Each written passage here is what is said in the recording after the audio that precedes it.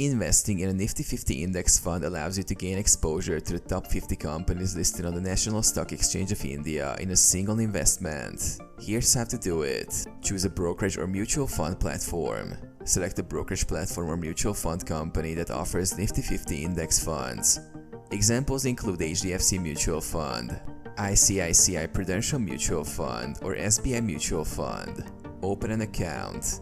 If you don't already have an account with the chosen platform, sign up and open an investment account.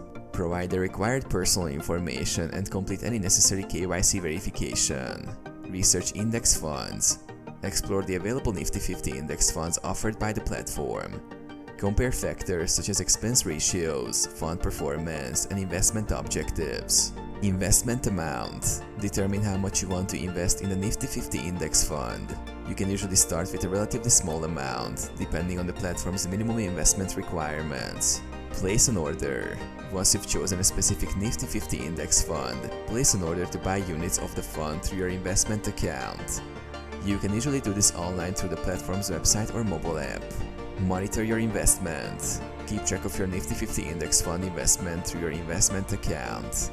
Monitor fund performance, track dividends, and review periodic statements to stay informed about your investment's progress.